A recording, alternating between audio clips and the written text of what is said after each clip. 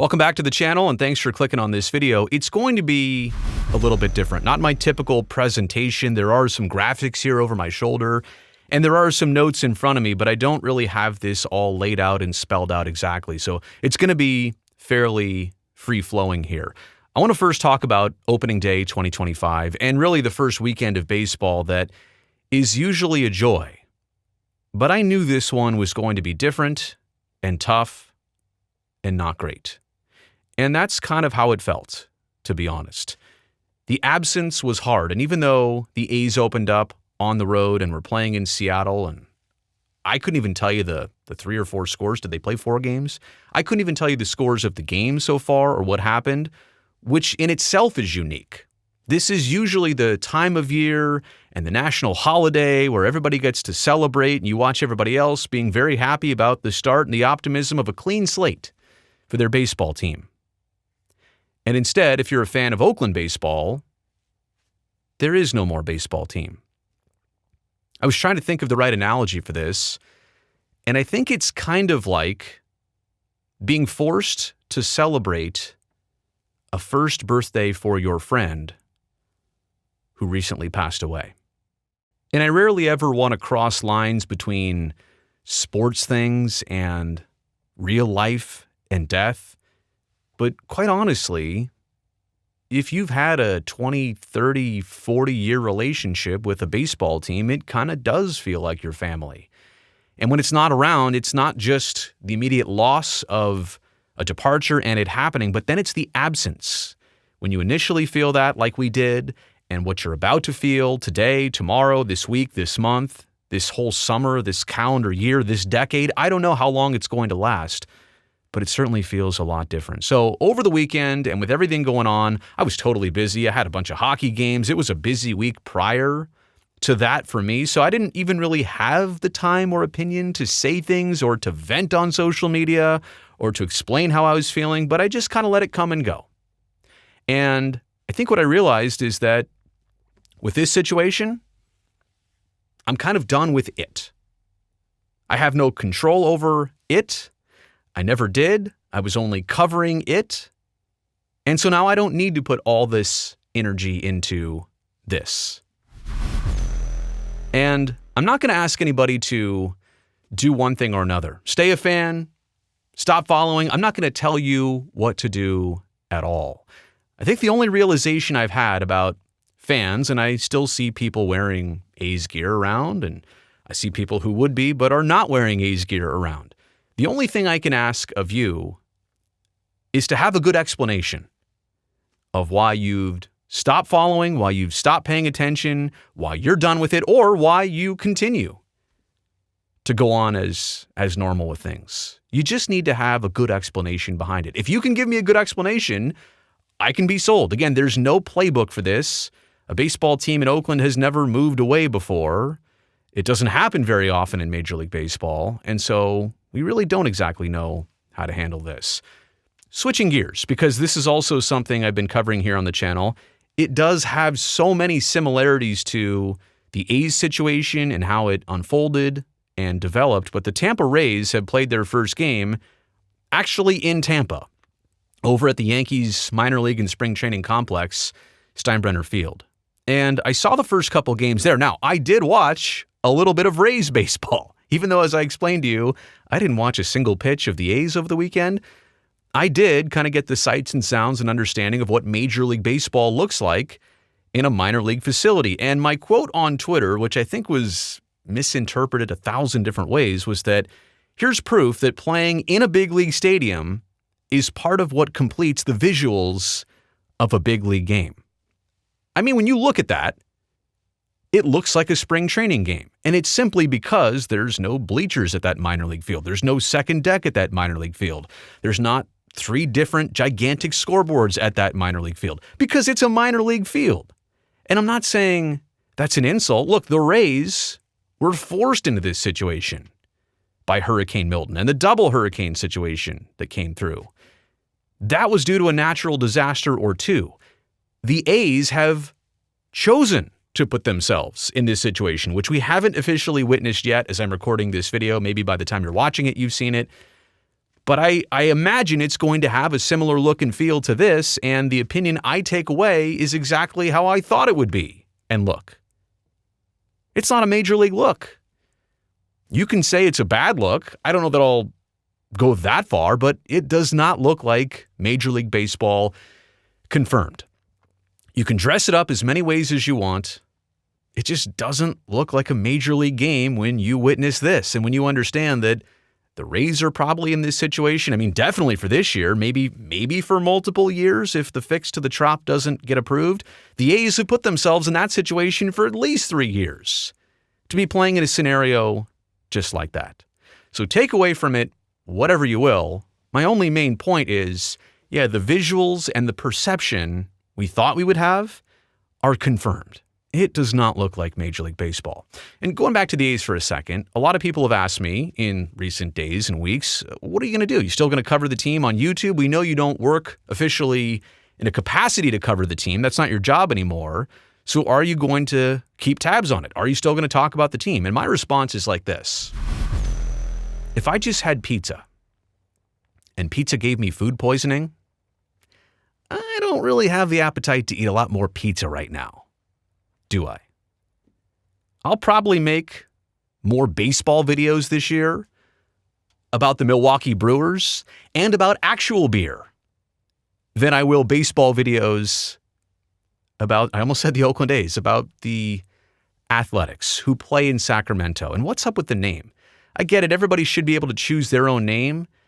But if people slip up and say Sacramento Athletics, then that's where they play. And if you want to call them Las Vegas Athletics already, even though that's quite a stretch and assumption, then go ahead and do it.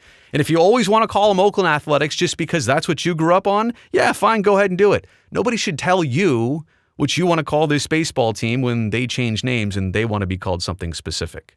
Normally, that's something I would respect, but given the variables in this situation, yeah, it's up to you, whatever you want to call them. But as it relates to the move and potential fumbles and situations and whatever else happens, like I will still probably cover that. I want to be very clear. In terms of the baseball side, yeah, no, I'm got nothing else for you there. But it's kind of like flight tracking a plane. I've been tracking this flight of the A's and their eventual takeoff and departure from Oakland. And now they're climbing away from Oakland, looking back and saying, see you later. And they're touching down in Sacramento. Quick touch and go, I guess, before they turn the plane around and head south to Las Vegas. That's what their plan is. I'm tracking this flight. The flight hasn't landed yet. That's the best analogy I can give here for the situation. So in terms of the situation, yes, I will be following it. I will be paying attention to it. I'll, of course, be doing similar coverage here on YouTube as I always have. Maybe not as intense. Baseball-wise, no. Situation-wise, yes. And I do want to address this because I have seen this criticism, whether it was said directly or implied or felt this way. A lot of the trolls out there will point at me and some others and say, well, you lost. The team that you were covering and that you wanted to stay, it moved. And so you lost. Almost as if this were a sports game and like the better team won. And like there was a competition here. This was not a sports game. This was not a competition. This was almost like a hostage situation. And a lot of people who wanted the team to stay, whether it was negotiating with politicians or Major League Baseball or other fans or the team itself, they were just trying to negotiate out of this situation. Take the temperature down, figure out some reasonable things. What does this actually look like? Yeah, this was more like a hostage situation than a baseball game, like a sports game where there's a winner and a loser. So that's how I see the whole you lost part of this. And I realize we just got deep and dark there. So I want to change the scenario here and talk about what I'm really thankful for. I'm going to say this and hopefully it translates as deep as I want it to, but quite honestly, I'm worried you're not going to feel this as much as I do because I really feel this. I feel so thankful and so grateful to the San Jose Sharks and their fans for all the opportunities that they've provided me. And I started working, 3 months ago? I can't believe these 3 months have flown by just like that. And I knew I was going to start this job, and I did start this job, and in the blink of an eye, It was halfway through the season when I started. Now we're only a couple games away from the very end, but it has been tremendous. Everything I hoped for, and showing up to work at SAP Center. No, not like working for a sports network that had jobs and shows at the tank. No, I mean like I work at SAP Center. And by the way, LOL WTF Eric, thank you for drawing that tribute of me and Sharky on the Zamboni. But that's what I'm talking about. So many interactions with fans at events and games, and when I see them, I am so thankful for their response and their sentiments to me. Glad to have you back. We missed you, even though it was only for a couple months, and we're still watching the videos you do. We're attached to what you're trying to do to the team, and we're following it, and they appreciate it. Oh my goodness. Getting goosebumps right now. Like it pulls at the heartstrings to know how people feel and that kind of support. And that's honestly why I was so excited to even take this job and this opportunity. Everything that had transpired and the opportunity to cover a baseball and a hockey team going away, and the thought of losing the ability to stay connected like officially with the Sharks because a baseball team decided to move, it would have been so unfortunate. And again, I credit the team for finding a way to bring me on board and to make this happen. They didn't have to do that. I think it works out in a business sense. I hope I can provide that value, right? And I hope over time it's only going to go and grow. So I'm certainly trying to live up to expectations. This wasn't a charity situation, but even the fact that they would say, all right, we think we can do this with you. We'll take a chance on this. I am so grateful, so appreciative of that. And I have experienced and realized this, that working for a team, which is something I'd never done before. I was always on the network side of it, the partner side of this, the broadcast side of this. Now working for a team, it is a pretty fun and insightful experience. And quite honestly, with the way things are going in our business, maybe this is the big future of working in sports, is actually working for the team proper. And so that brings me here to some closing thoughts. And gosh, I've rambled too long already, but this is going to be an interesting few months ahead for me. I do have work year-round for the San Jose Sharks, and we got a lot going on, from the draft lottery to the actual draft to development camp right before the 4th of July. So I will stay plenty busy doing actual work.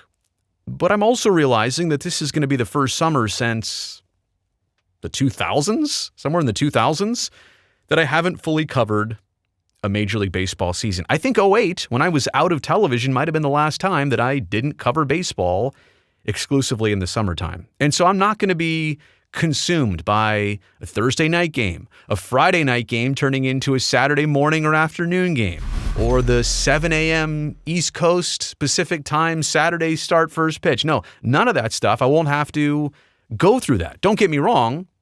I will miss covering baseball because that's been my repetition, that's been my routine. But this is going to free up some time and opportunity like I've never had before. And so I'm going to spend more time with my family, more time with my son. I'm going to do all those things, obviously. I'm going to try and take care of myself. I do feel like it's been a hustle. It's been a grind for a lot of years, winter to summer, back to winter to summer. So maybe this is kind of a message to me to take advantage of this time and this opportunity, where I'm at here at almost 44 years old in 2025. And I also lastly want to say that one of the things I'm going to continue to do is work here on this YouTube channel. I have really found this, as much as anything else in the last 6 months or year, to be a passion point, right? I love working for the Sharks. I'm glad that opportunity came my way. But I've also kind of found this on the side as something worthwhile, rewarding, definitely worth exploring. I've seen the growth of this. I get a lot of comments from people, not just here on the channel, but like actually in person. Hey, I saw this, I watched this, I liked this, keep it going. I love that. So I am going to find a way to take it easier maybe than I ever had before, but I'm also going to rechannel the things I want to do and try and be productive there. All right, that is the end of this video. I really appreciate you for listening and sticking around this long. And if you would do me the quick favor, hitting the thumbs up down below, that greatly helps me, this video, and this channel. Also go down there and hit the subscribe button so I can see you back here next time. But yeah, just needed to get away from the structured videos for a second, give you some real talk, and hopefully that went well.